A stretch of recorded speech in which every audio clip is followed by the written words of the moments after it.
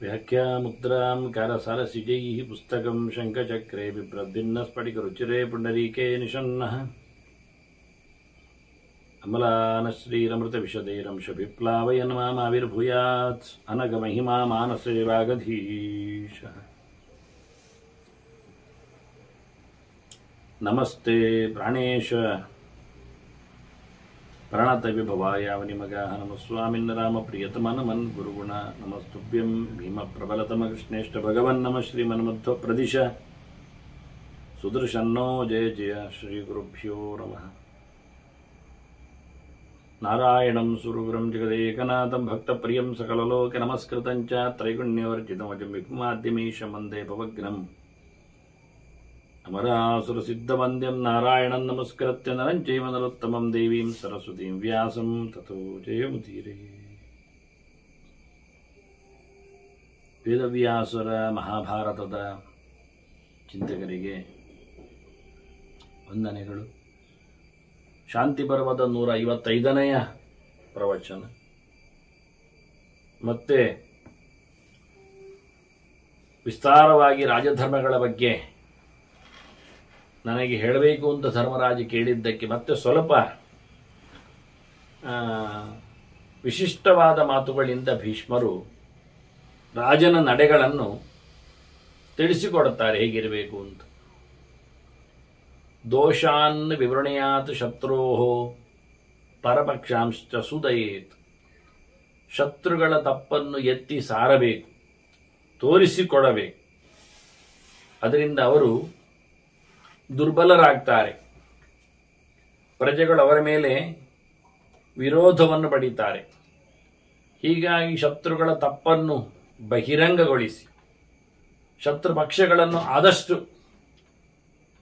ನಾಶ ಮಾಡಲು ಸದೆಬಡಿಯಲು ನೋಡಬೇಕು. ಕಾನನೇಶಿವ ಪುಷ್ಪಾಣಿ ಬಹೂನ್ ಅರ್ಥಾನ್ ಸಮಾಚರೇತ್. ಕಾಡಿನಲ್ಲಿ ಹೂಗಳನ್ನು ತರಲಿಕ್ಕೆ ನಾವು ಬಹಳ ಕಡೆಗೆ ಸಂಚಾರ ಮಾಡುತ್ತೆ. ಹಾಗೆ ರಾಜ ಬಹಳ ಕೆಲಸಗಳನ್ನು ಮಾಡಲು ತಿರುಗಾಡಬೇಕು. ಕಾಡಿನ ಹೂಗಳಿಗೆ ಬಹಳಷ್ಟು ಪ್ರಯೋಜನಗಳಿವೆ. ಪೂಜೆಗಷ್ಟೇ ಅಲ್ಲದೆ ಅವುಗಳನ್ನು ಸಂಹಿತೆಗಳು ಕೆಲವೊಮ್ಮೆ ಹೇಳುತ್ತವೆ. ಬೆಳಗಿನ ಆನ್ನಿಕಗಳು ಮುಗಿದ ಬಳಿಕ ಆತ ಮಧ್ಯಾಹ್ನದ ಪೂಜೆಗೆ ಅನೇಕ ಬಗೆಯ ಹೂಗಳನ್ನು ಕಾಡಿಗೆ ತೆರಳಿ ಸಂಗ್ರಹ ಮಾಡಲಿಕ್ಕೆ ಉಂಟು ಅಂತ. ಪೂಜೆಗಷ್ಟೇ ಅಲ್ಲದೆ ಕೆಲವೊಂದು ಹೂಗಳು ಔಷಧಗಳು ಆಗಿರ್ತವೆ. ಹೀಗೆ ರಾಜನ ಕರ್ಮಗಳು ಕೆಲವು ಅರ್ಥಗಳನ್ನು ಸಾಧಿಸುವಂತೆ ಇರಬೇಕು. ಅಂದರೆ ಮಲ್ಟಿಪರ್ಪಸ್ ಅಂತ ಅರ್ಥ, ಖಾಲಿ ಒಂದಕ್ಕೋಸ್ಕರ ಅಲ್ಲ. ಮತ್ತೆ ಬಹಳ ಅನುಕೂಲಕರವಾದ ಕೆಲಸಗಳನ್ನು ನಡೆಸಿಕೊಳ್ಳಲು ರಾಜನೇ ಸ್ವಯಂ ಅದರಲ್ಲಿ ತೊಡಗಬೇಕು ಎನ್ನುವ ಸಂದೇಶವನ್ನು ಕೊಡ್ತಾನೆ. ಮತ್ತೆ ರಾಜ ಶತ್ರುಗಳನ್ನು ಸದೆಬಡಿಬೇಕು ಅಂದಾಗ ಸರಿ ನೋಡ್ಕೊಳ್ಬೇಕು ಎಂತಹ ರಾಜರಿದ್ದಾರೆ ಅಂತ. ಕೆಲವು ಇವನಿಗಿಂತ ಮಿಗಿಲಾದ ಒಳ್ಳೆಯ ಎತ್ತರದ ರಾಜರಿದ್ದರೆ ಅವರನ್ನು ಆಶ್ರಯಿಸಬೇಕೆವ. ಕೆಲವೊಮ್ಮೆ ಬಹಳಷ್ಟು ದೊಡ್ಡ ಮಟ್ಟಿನ ಪ್ರಕೃತಿ ವಿಕೋಪಗಳು ಎಲ್ಲ ಆದಾಗ ಬೆಟ್ಟದೆಡೆಗೆ, ಗುಡ್ಡದೆಡೆಗೆ, ಪರ್ವತದೆಡೆಗೆ ಸಾಗಬೇಕು ನಾವಾಗ. ಹಾಗೆ ಯಾವುದೇ ರೀತಿಯಾಗಿರತಕ್ಕಂತಹ ನೆರೆ ಹಾವಳಿ, ಕಾಡು ಪ್ರಾಣಿಗಳ, ಇನ್ನಿತರ ಕ್ರಿಮಿಕೀಟಗಳ ಉಪಟಳಗಳು ಬರುವುದಿಲ್ಲ. ಅದರಿಂದ ಹಿಂದೆವನ್ನೆಲ್ಲ ದೊಡ್ಡ ದೊಡ್ಡ ಗುಹೆಗಳಲ್ಲಿ ಎಲ್ಲ ವಾಸ ಮಾಡ್ತಾ ಇದ್ದದ್ದು. ಅದರಲ್ಲಿ ಅವರಿಗೆ ಬೇಕಾದಷ್ಟು ರೀತಿಯ ರಕ್ಷಣೆ ಆಗ್ತಿತ್ತು. ಹಾಗೆ ಭೀಷ್ಮರು ಹೇಳ್ತಾರೆ, ಉಚ್ಛ್ರಿತಾನ್ ಆಶ್ರಯೇತ್ ಸ್ಪೀತಾನ್ ನರೇಂದ್ರಾನ್ ಅಚಲೋಪಮಾನ್. ಪರ್ವತದಂತಿರುವ, ಯಾವತ್ತು ಯಾವುದಕ್ಕೂ ಜಗ್ಗದ ಬಗ್ಗದ, ಬಹಳಷ್ಟು ವಿಶಾಲವಾಗಿ ಹಬ್ಬಿ ನಿಂತ, ಬೆಟ್ಟದ ಕೋಡಿ ಹೋಗುವುದಲ್ಲ, ಅಲ್ಲಿ ಇರಲಿಕ್ಕೆ ಆಗುವುದಿಲ್ಲ. ಅದಕ್ಕೆ ಪರ್ವತಗಳನ್ನು ಅಂತ ಹೇಳಿ, ಪರ್ವತಗಳಂದ್ರೆ ಫೋಲ್ಡರ್ಸ್ ಇದ್ದದ್ದು, ಬಹಳ ವಿಶಾಲವಾದ ಜಾಗಗಳಿರ್ತವೆ. ಹಾಗಾಗಿ ಅಂತಹ ವಿಶಾಲವಾದ ಜಾಗಗಳುಳ್ಳ ಪರ್ವತಗಳನ್ನು ಹೇಗೆ ಆಶ್ರಯಿಸ್ತೇವೆ, ಹಾಗೆ ಪರ್ವತಗಳಂತೆ ಅಚಲರಾಗಿರುವ, ಗಟ್ಟಿಗರಾಗಿರುವ, ಎತ್ತರದಲ್ಲಿ ನೆಲೆಗೊಂಡಿರುವ, ಎತ್ತರತನವನ್ನು ಕಾಪಾಡಿರುವ, ಪ್ರಸಿದ್ಧಿಯನ್ನು ಪಡೆದಿರುವ ದೊಡ್ಡ ದೊಡ್ಡ ರಾಜರನ್ನು ನೀವು ಆಶ್ರಯ ಮಾಡಬೇಕು. ಆಗ ಇವನ ರಾಜ್ಯ ಕ್ಷೇಮವಾಗಿರುತ್ತದೆ. ಯಾವುದೇ ಕ್ಷುದ್ರ ಶತ್ರುಗಳ ಉಪಟಳಕ್ಕೆ ಅದು ಬೀಳುವುದಿಲ್ಲ, ಸಿಗುವುದಿಲ್ಲ. ಹೀಗಾಗಿ ದೊಡ್ಡವರನ್ನು ಆಶ್ರಯಿಸಬೇಕು. ಶ್ರಯೇತ್ ಛಾಯಾಂ ಅವಿಜ್ಞಾತಾಂ, ನೆರಳನ್ನು ಯಾರಿಗೂ ತಿಳಿಯದಂತೆ ನೆರಳಲ್ಲಿ, ಅಂದರೆ ಆಶ್ರಯನ್ನು ಪಡೆದದ್ದು ಯಾರಿಂದ ಏನಂದು ಗೊತ್ತಾಗಬಾರದು. ಹಾಗೆ ನೆರಳನ್ನು ಆಶ್ರಯಿಸುವಂತೆ ಗೊತ್ತಿಲ್ಲದ ಹಾಗೆ ಗುಪ್ತಂ ಶರಣಂ ಆಶ್ರಯೇತ್, ಗುಟ್ಟಾಗಿ ಇತರರಲ್ಲಿ ತನಗೆ ಬೇಕಾದವರಲ್ಲಿ ಶರಣಾಗತಿಯನ್ನು ಪಡೆದಿರಬೇಕು. ಅಂದರೆ ಅವರ ಆಶ್ರಯಕ್ಕಾಗಿ. ಇದೆಲ್ಲ ಬಯಲಿಗೆ, ಎಲ್ಲ ರಾಜರಿಗೆ, ಸಾಮಂತರಿಗೆ, ಅಕ್ಕಪಕ್ಕದ ಊರಿನವರಿಗೆ ಎಲ್ಲ ತಿಳಿವಾಗಿರಬಾರದು. ಅಂಥವರಿದ್ದರೆ ತಾವು ಅವರನ್ನು, ಅಂಥವನ ಜೊತೆಯಲ್ಲಿರತಕ್ಕಂಥ ಮೈತ್ರಿಯನ್ನು ಕಳಚಲು ತೆಗೆಯಲು ನೋಡ್ತಾರೆ. ಅದು ಇವರು ಸಹ ಅಂಥವನನ್ನು ಆಶ್ರಯಕ್ಕೆ ಬಳಸ್ತಾರೆ. ಆದ್ದರಿಂದ ಗುಟ್ಟಾಗಿ ತನಗೆ ಬೇಕಾದವರನ್ನು ಆಶ್ರಯಿಸಿರಬೇಕು, ಶರಣು ಹೊಂದಿರಬೇಕು. ಮತ್ತೆ ಭೀಷ್ಮರು ನವಿಲಿನ ಅನೇಕ ದೃಷ್ಟಾಂತಗಳನ್ನು ಕೊಡುತ್ತಾರೆ. ಕೊನೆಗೆ ಹೇಳುತ್ತಾರೆ ರಾಜ ನವಿಲಿನಂತಿರಬೇಕು ಅಂತ ಹೇಳಲಿಕ್ಕೋಸ್ಕರ. ಕಳೆದ ಬಾರಿಯೂ ಕೆಲವೆಲ್ಲ ಅದರ ಫೇಕ್ ಐಸ್ಗಳಿಂದಾಗಿ, ಬಣ್ಣ ಬಣ್ಣದರ ಗರಿಯಿಂದಾಗಿ ರಾಜನ ಬಹುರೂಪಗಳ ಬಗ್ಗೆ ಮಾತಾಡಿದ್ರು. ಈಗ ಮತ್ತೆ ಹೇಳ್ತಾರೆ ಪ್ರಾವೃಷಿವ ಅಸಿತಗ್ರೀವ, ಕಪ್ಪು ಕುತ್ತಿಗೆಯ ನವಿಲುಂಟಲ್ಲ, ಮಳೆ ಬಂದಾಗ ಮಜ್ಜೇತ ನಿಶಿ ನಿರ್ಜನೆ, ಅದು ಯಾರು ಇಲ್ಲದಿದ್ದಾಗ ಬಯಲಿಗೆ ಒಂದು ಜೋರು ಗುಡುಗಬೇಕು, ಚಂದ ಎಳಿಬೇಕು ಮಳೆ. ಇದು ಗಮ್ಮತ್ತಿಗೆ ಕೇಕಿಯಾಗಿ ಕುಣಿಯಿತು ಸಂಜೆ ಹೊತ್ತಿನಲ್ಲಿ. ಹಾಗಾಗಿ ಕತ್ತಲು ಹೊತ್ತಿನಲ್ಲಿ ಯಾರು ಇಲ್ಲದಿದ್ದಾಗ ಹೇಗೆ ನವಿಲು ನೀರು ಬಂದಾಗ, ಗುಡುಗು ಸಿಡಿಲು ಬಡಿದಾಗ ಕುಣಿಯುತ್ತೆ, ಅಂಗಳಕ್ಕೆ ಬರುತ್ತೆ, ಸ್ನಾನವನ್ನು ನಡೆಸುತ್ತೆ, ಹಾಗೆ ರಾಜ ಯಾರಿಗೂ ಗೊತ್ತಿಲ್ಲದಂತೆ ತನ್ನ ಅಭ್ಯಂಗಗಳನ್ನು ನಡೆಸಿಕೊಡಬೇಕು ಅಂತ. ಇದು ಯಾಕೆ ವಿಶೇಷ ಹೇಳ್ತಾರೆ ಕೇಳಿದ್ರೆ, ಅವನು ಯಾವತ್ತೂ ಒಂದು ಕಡೆ ಹೋಗುವ ಗೊತ್ತಿರುವ ತೈಲಗಳ ಉಪಮರ್ದಗಳ ನೆಲೆಯಲ್ಲಿ ಅವನು ಯಾರಾದರೂ ವಿಷವೋ, ಇನ್ನಿತರ ಸೊತ್ತುಗಳೋ, ತುರಿಕೆ ಔಷಧಗಳೋ, ಮತ್ತಾವುದನ್ನು ಕೊಳೆಯುವ ಪದಾರ್ಥಗಳನ್ನು ಸೇರಿಸಿ ಹಾಕಿ ಮುಗಿಸಿದರೆ, ಆದ್ದರಿಂದ ರಾಜ ಹೀಗೆ ಗೊತ್ತಾಗದಂತೆ ತನ್ನ ದೈಹಿಕವಾದಂತಹ ಮರ್ದನಾದಿಗಳನ್ನು, ಅಭ್ಯಂಗಾದಿಗಳನ್ನು ನಡೆಸಿಕೊಳ್ಳಿಕ್ಕುಂಟು ನವಿಲಿನಂತೆ ಅಂತ ಉಲ್ಲೇಖ ಮಾಡುತ್ತಾರೆ. ಮತ್ತೆ ಮಾಯೂರೇಣ ಗುಣೇನೈವ ಸ್ತ್ರೀಭಿಶ್ಚ ಅಲಕ್ಷಿತ ಚರೇತ್, ಆ ನವಿಲಿನ ಹಾಗೆಯೇ ಇವನು ತನ್ನ ಸ್ತ್ರೀಯರ ಜೊತೆಯಲ್ಲಿ ವಿಲಾಸಗಳನ್ನು ಸಾಮಾನ್ಯ ಜನರಿಗೆ ಗೊತ್ತಾಗದಂತೆ ನಡೆಸಿಕೊಡಬೇಕು. ಉಳಿದ ಜನರಿಗೆ ಅದು ತಿಳಿದು ಬಿಟ್ರೆ, ಒಂದು ರಾಜ ಸ್ತ್ರೀಲೋಲ ಅಂತ ಅಪವಾದ ಹಾಕಿಯಾರು ಹೊರಗಿನಿಂದ, ಅಲ್ಲದೆ ಯಾವ ಹುಡುಗಿಯರೊಂದು ನೋಡಿಕೊಂಡು ಅವರನ್ನು ಎಗರಿಸಿಕೊಂಡು ಏಮಾರಿಸಿಕೊಂಡು ಅವರಿಂದ ರಾಜನಿಗೆ ಪಿತೂರಿಯನ್ನು ನಡೆಸಿಯಾರು. ಅದನ್ನು ಜನರಿಗೆ ಕಾಣದಂತೆ, ಅಂದ್ರೆ ಒಂದು ದೃಷ್ಟಿಯಿಂದ ಅದನ್ನು ಎಲ್ಲರಿಗೂ ತಿಳಿಯುವಂತೆ ರಾಜ ತನ್ನ ವಿಲಾಸಿಯ ಬಗೆಯನ್ನು ತೋರಿಸಬಾರದು. ಹೇಗೆ ನವಿಲಿನಾಗೆ ಮತ್ತೆ ಹೇಳುತ್ತೆ. ನವಿಲು ಅದು ತನ್ನ ಹೆಣ್ಣು ಪರಿವಾರಗಳ ಜೊತೆಯಲ್ಲಿ ವಿಹಾರ ಮಾಡುವುದನ್ನೆಲ್ಲ ಹೆಚ್ಚು ತೋರಿಸಿಕೊಡುವುದಿಲ್ಲ ಅದು. ಮತ್ತೆ ಅಲ್ಲಿದ್ದರಲ್ಲೇ ಅದನ್ನು ಉಲ್ಲೇಖ ಮಾಡ್ತಾನೆ. ಮತ್ತೆ ನಜಕಿಯಾಚ ತನುತ್ರಾಣ ರಕ್ಷೇದಾತ್ಮಾನಮಾತ್ಮನ, ನವಿಲು ತನ್ನ ರೆಕ್ಕೆಯಿಂದ ತನ್ನನ್ನು ಮುಚ್ಚಿಕೊಳ್ಳುವಂತೆ, ರಕ್ಷಣೆಗೆ ಒಳಪಡಿಸುವಂತೆ ರಾಜನು ಸಹ ಯಾವತ್ತೂ ಸಹ ತನ್ನ ದೇಹದ ಮೇಲೆ ಕವಚವನ್ನು ಹಾಕೊಂಡೇ ಇರಬೇಕು. ತನ್ನನ್ನು ತಾನು ರಾಜ ರಕ್ಷಣೆ ಮಾಡಿಕೊಳ್ಳಬೇಕು, ರಕ್ಷಕರಿದ್ದಾರೆ ಅಂತ ಬೇಜವಾಬ್ದಾರಿ ಇರುವುದಿಲ್ಲ. ನವಿಲು ಹೇಗೆ ತನ್ನ ಗರಿಗಳನ್ನು ತಾನೇ ಹೊತ್ತುಕೊಂಡು ತಿರುಗುತ್ತದೋ ಹಾಗೆ ಬೇಕಾದಾಗ ಅದನ್ನು ಮುಚ್ಚಿಕೊಳ್ಳುವಂತೆ, ಬಿಚ್ಚಿಕೊಳ್ಳುವಂತೆ, ಹರಡಿಕೊಳ್ಳುವಂತೆ ಮಾಡುತ್ತದೆ. ಚಾರ ಭೂಮಿಶ್ವಭಿಮತಾನ್ನ ಪಾಶಾಂಶ ಪರಿವರ್ಜಯೇತ್, ತಾನು ತಿರುಗಾಡುವಲ್ಲೆಲ್ಲ ಹಾವಿಲ್ಲದಂತೆ ಮಾಡಿಕೊಳ್ತದಲ್ಲ ನವಿಲು. ಪಾಶ ಅಂದ್ರೆ ಹಗ್ಗ. ರಾಜರು ಇತರರನ್ನು ಮಣಿಸಲಿಕ್ಕೆ ತಮ್ಮ ಸುತ್ತಮುತ್ತಲು ಹಗ್ಗಗಳನ್ನು ಹಾಕಿರ್ತಾರೆ. ನೀವು ಕೆಲವು ಅನೇಕ ಹಳೆಯ ಕಾಡುಮೇಡುಗಳ ವಾಸಿಗಳ ತಾಣಗಳನ್ನೆಲ್ಲ ನೋಡಿರಬಹುದು ಸಿನಿಮಾಗಳಲ್ಲಿ. ಅವರು ಅಲ್ಲಲ್ಲಿ ಬಿಳಲುಗಳನ್ನು, ಹಗ್ಗಗಳನ್ನು ಮಾಡಿರ್ತಾರೆ. ಒಂದು ಓಡ್ಲಿಕ್ಕೆ, ಅದು ಸಹಜವಾಗಿ ಮರಗಳಿಂದ ಇಳಿದು ಬಂದಂತಹ ಕೆಲವು ಬೇರುಗಳು, ಬಿಳಲುಗಳು, ಅದನ್ನು ಹಿಡ್ಕೊಂಡು ಓಡ್ತಾರೆ ಒಂದೊಂದು ಕಡೆಯಿಂದ ಒಂದೊಂದು ಕಡೆಗೆ. ಸಂದೇಶ ಕೊಡ್ಲಿಕ್ಕೂ ಹಾಗೆ ಹೋಗುದವರು. ನೆಲದಡಿಯಲ್ಲಿಯೂ ಹಗ್ಗಗಳನ್ನು ಹಾಕಿರ್ತಾರೆ. ನಿಮ್ಗೆ ಗೊತ್ತಿರ್ಬೋದು ಅದನ್ನು.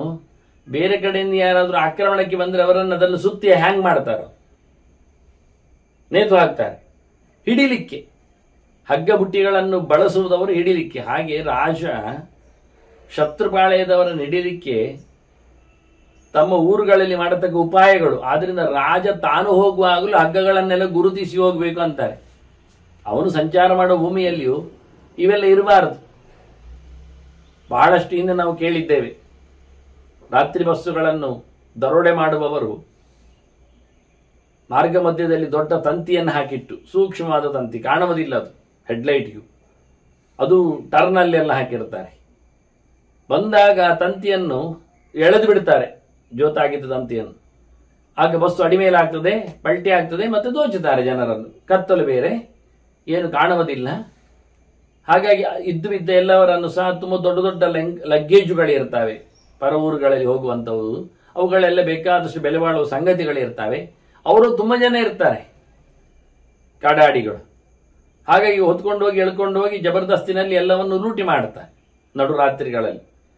ಹೀಗೆ ಹಗ್ಗಗಳಿಂದ ತಂತ್ರವನ್ನು ಮಾಡುವ ಕತೆ ಇದೆ. ಹೇಗೆ ಹಾವುಗಳು ತಮ್ಮ ಚಾರ ಪ್ರದೇಶಗಳಲ್ಲಿ ಇದ್ದಾಗ ನವಿಲುಗಳು ಅವುಗಳನ್ನು ಮೆತ್ತಿಕೊಳ್ಳುತ್ತಾವೋ, ಸುತ್ತಿಕೊಳ್ಳುತ್ತಾವೋ, ಎಗರಿಸಿ ಬಿಡುತ್ತಾವೋ, ಹಾಗೆ ರಾಜನು ಸಹ ಸುತ್ತಮುತ್ತಲು ಪಾರ್ಶ್ವಗಳಿಲ್ಲದಂತೆ ಮಾಡಿಕೊಳ್ಳಬೇಕು. ತಾನು ಇತರರನ್ನು ಕಳುಹಿಸಿಕೊಟ್ಟು ಹೋಗ್ಬೇಕು. ಪ್ರಸ್ತಾಪ ಎದ್ವ ಹಗ್ಗ ಉಂಟೋ ಇಲ್ಲವೋ ಅಂತ ಪರೀಕ್ಷಿಸಿಕೊಂಡು ಬೇರೆ ಜನರನ್ನೆಲ್ಲ ಕಳುಹಿಸಿಬಿಟ್ಟು ತಾನು ಮತ್ತೆ ಬರಬೇಕು. ತಾಂಭೂಮಿಂ ಪ್ರವಿಶೇತ್ ಗಹನಂ ವನಂ ಪುನಃ. ಅಥವಾ ತಾನು ಏನು ಇಲ್ಲದ ಅತ್ಯಂತ ನಿಗೂಢವಾದ ಪ್ರತ್ಯೇಕವಾದ ತಾಣದೆಡೆಗೆ ತಾನು ಸಂಚಾರ ಮಾಡಬೇಕು. ಅಂದರೆ ರಾಜನ ಸಂಚಾರದ ಸಮಯದಲ್ಲಿ ಎಷ್ಟೆಲ್ಲ ಕಾಳಜಿ ವಹಿಸ್ಲಿಕ್ಕೆ ಉಂಟು ಅಂತ ತೋರಿಸಿಕೊಡ್ತಾರೆ. ಹನ್ಯಾತ್ ಕ್ರುದ್ಧಾನ್ ವಿಷಧರಾನ್ ಯೇ ಜಿಕ್ಮ ಗತಯ ಅಹಿತಾ. ಈ ಹಾವುಗಳು ವಕ್ರ ಹೋಗುವುದು, ನೇರ ಹೋಗುವುದಿಲ್ಲ. ಹಾವುಗಳ ಕತೆ ಹಾಗೆ, ಅವುಗಳ ಮೈಯನ್ನು ಎಳ್ಕೊಂಡು ಹೋಗುವುದರಿಂದ. ಹಾಗಾಗಿ ಅವುಗಳು ನಮಗೆ ಬೇಡವಾದವುಗಳು ಹಾವುಗಳು. ಆದ್ದರಿಂದ ಅವುಗಳನ್ನು ನಾವು ಪರಿಮಾರ್ಜನೆ ಮಾಡ್ತೇವೆ, ಅಲ್ಲಿ ತೆಗಿತೇವೆ. ಇದನ್ನು ಮುಖ್ಯ ಮಾಡುವಂಥದ್ದು ವಿಷ ಹೊತ್ತಿರತಕ್ಕ ಹಾವುಗಳನ್ನು ಎತ್ತಿ ಎಸೆಯುವಂಥದ್ದು ನವಿಲಿನ ಕತೆ. ಅದು ನವಿಲಿನಾಗಿ ರಾಜನು ತನ್ನ ದಾರಿಗೆ ಅಡ್ಡ ಬಂದಿರತಕ್ಕಂತಹ ವೈರ ಎನ್ನುವ ವಿಷವನ್ನು ಹೊತ್ತ ಶತ್ರುಗಳನ್ನು, ಅವರೆಲ್ಲ ಕುಟಿಲೋಪಾಯದವರು, ನೇರ ಬರುವುದಿಲ್ಲ, ಎದುರಿಗೆ ಸಿಗುವುದಿಲ್ಲ, ಅಡ್ಡದಾರಿಯಲ್ಲಿ ಹೊಂಚಾಗ್ತಿರ್ತಾರೆ. ಅವರನ್ನು ಮುಗಿಸಬೇಕು ರಾಜ ಅಂತ. ನೋಡಿ, ಗೆರೆಗಳನ್ನು ಹೇಳುವಷ್ಟು ಬಹಳ ಸುಲಭವಾಗಿ ಭೀಷ್ಮರು ಹೇಳುತ್ತಾರೆ. ಹನ್ಯಾತ್ ಕ್ರುದ್ಧಾನ್ ವಿಷಧರಾನ್ ಈ ಜಿಕ್ಮಗತಯ ಅಹಿತಾ ನಾಶಯೇತ್ ಪರಬರ್ಹಾಣಿ ಸನ್ನಿವಾಸಾನ್ನಿವಾಸಿ. ತನಗೆ ಹತ್ತಿರದಲ್ಲಿ ಇರುವವರನ್ನು, ತನಗೆ ಸಹವಾಸಿಗಳಾಗುವವರನ್ನು, ತನ್ನ ಸಹಾಯಕ ಮಾಡುವವರನ್ನು ತನ್ನ ಜೊತೆಯಲ್ಲಿ ಇರಿಸಿಕೊಳ್ಳಬೇಕು. ಇನ್ನೊಬ್ಬರ ವ್ಯಕ್ತಿಗಳನ್ನು ಪರಬರ್ಹಾಣಿ. ಈ ನವಿಲು ಹಾಗೆ ಮಾಡುತ್ತೆ ಕಾಣುತ್ತೆ ಅವರು ಹೇಳಿಕೊಳ್ಳುವ ರೀತಿ ನೋಡಿದ್ರೆ. ತನ್ನ ಗರಿಗಳನ್ನಷ್ಟೇ ಅಲ್ಲದೆ ಇತರ ಹಕ್ಕಿಗಳ, ಇತರ ನವಿಲುಗಳ ಗರಿಗಳನ್ನು ಅದು ದೂರ ಮಾಡ್ತದೆ ಅಂತ. ಅದಕ್ಕೆ ವಾಸನೆಯ ಮೇಲೆ ಗೊತ್ತಾಗ್ತದೆ. ಇತರ ಪಕ್ಷಿಗಳ ಗರಿಗಳನ್ನು ಅದು ದೂರ ಮಾಡ್ತದೆ. ಯಾಕೆಂದ್ರೆ ತನಗೆ ತನ್ನ ಜಾತಿಯ ಹಕ್ಕಿ ಬೇಕು. ಅದರಿಂದ ಹೇಗೆ ನವಿಲು ತನ್ನ ಗರಿಗಳನ್ನು ಬಿಚ್ಚಿ ತೋರಿಸಿ ತನಗೆ ಬೇಕಾದಂತಹ ಹೆಣ್ಣು ಹಕ್ಕಿಗಳನ್ನು ಎಳಿತದೆಯೋ, ಇತರ ಹಕ್ಕಿಗಳ ರೆಕ್ಕೆ ಪುಕ್ಕಗಳನ್ನು ದೂರಕ್ಕೆ ಮಾಡ್ತದೆಯೋ ಅದು ವಾಸನೆಯಿಂದ, ಅದರ ಹತ್ತಿರ ಸುಳಿಯದಂತೆ ಮಾಡಲಿಕ್ಕೆ. ಹೀಗೆ ರಾಜನು ಸಹ ಇತರರ ಪರಿಚಾರಕರನ್ನು, ಕೆಲಸದವರನ್ನು, ಇತರ ಶತ್ರುಗಳು ರಕ್ಷಿಸಲ್ಪಟ್ಟ ಅಥವಾ ಲಕ್ಷಿತವಾಗಿರತಕ್ಕ ವ್ಯಕ್ತಿಗಳನ್ನು ದೂರ ಮಾಡಬೇಕು. ಪರ ಅಂದ್ರೆ ಶತ್ರುಗಳು. ಶತ್ರುಗಳ ರೆಕ್ಕೆ ಪುಕ್ಕಗಳು ಅಂದರೆ ಅವರ ಪರಿಚಾರಕರು, ಅಂಗರಕ್ಷರು ಇತ್ಯಾದಿಗಳೆಲ್ಲ, ಸೇವಕರು, ಭೃತ್ಯರು, ಯೋಧರು. ಇವರನ್ನೆಲ್ಲ ನಾಶ ಮಾಡಬೇಕು. ಯಾರು ತನ್ನಲ್ಲಿ ಇರಲಿಕ್ಕೆ ಯೋಗ್ಯರಿರ್ತಾರೆ ಅಂತವರನ್ನು ತನ್ನಲ್ಲಿ ಇರಿಸಿಕೊಳ್ಳಬೇಕು. ಈ ರೀತಿಯಾಗಿ ರಾಜ ಮಾಡಿಕೊಳ್ಳಿಕ್ಕೆ.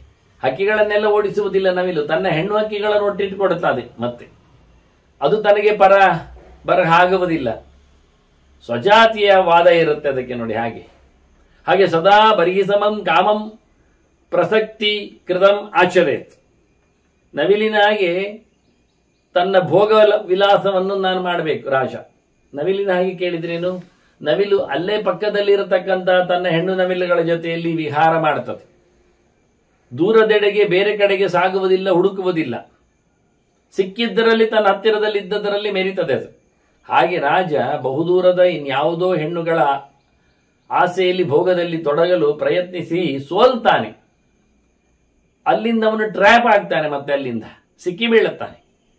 ಪರರಾಜ್ಯದ ಪರದೇಶದ ಬೆಡಗಿಯರು ಇವನನ್ನು ಮತ್ತೆ ಏನೇನೋ ಮಾಡಿಬಿಡ್ತಾರೆ. ಮತಾಂತರಗೊಳಿಸಬಹುದು, ಮತ್ಯಂತರಗೊಳಿಸಬಹುದು, ವೇಷಾಂತರ ಮಾಡಬಹುದು, ದೇಶಾಂತರ ಮಾಡಬಹುದು.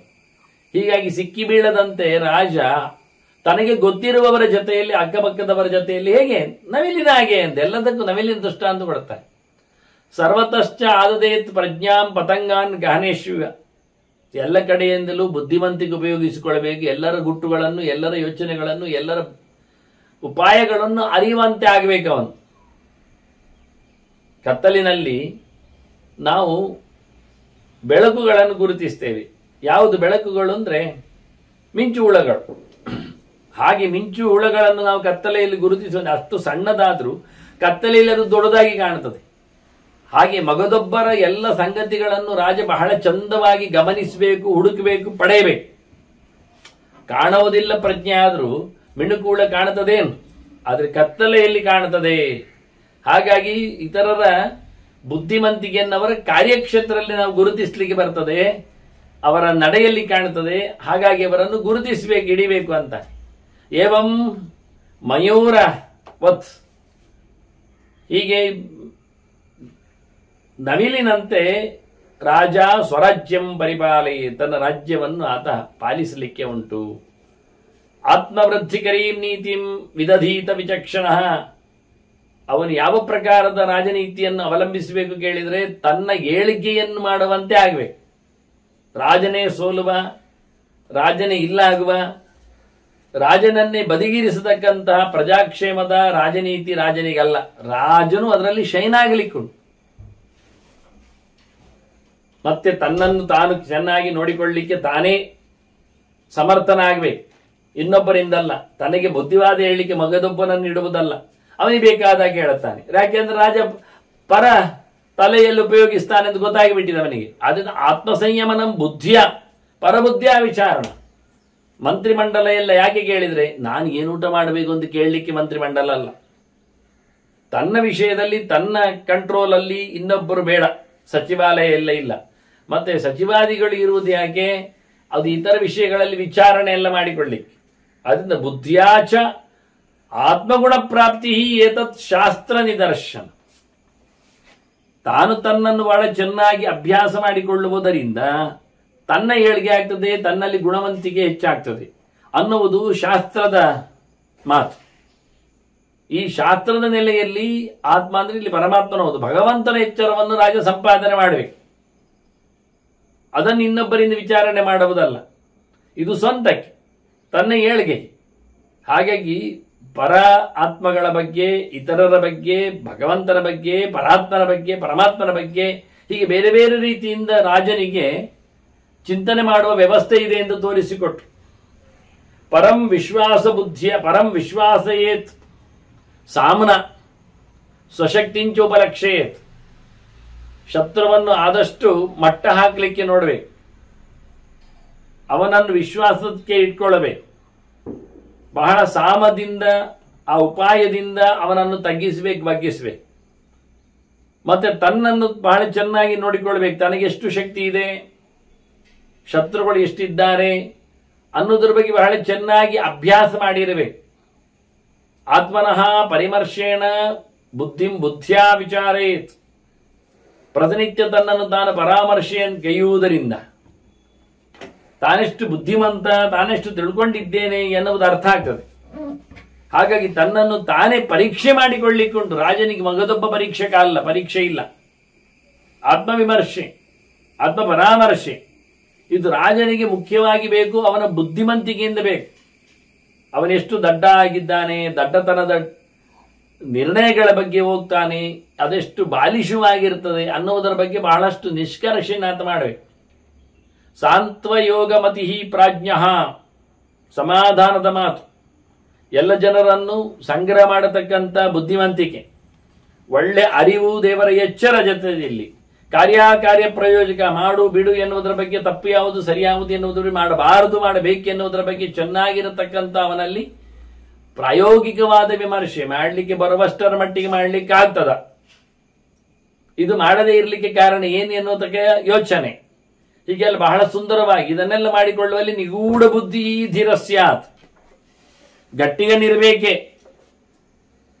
ಒಳ್ಳೆಯ ಅಂತರಾಳದಲ್ಲಿ ಇರತಕ್ಕಂಥ ಬುದ್ಧಿಮಂತಿಗೆ, ಗಂಭೀರವಾದಂಥ ಬುದ್ಧಿಮಂತಿಗೆ ರಾಜನೀಬೇಕು.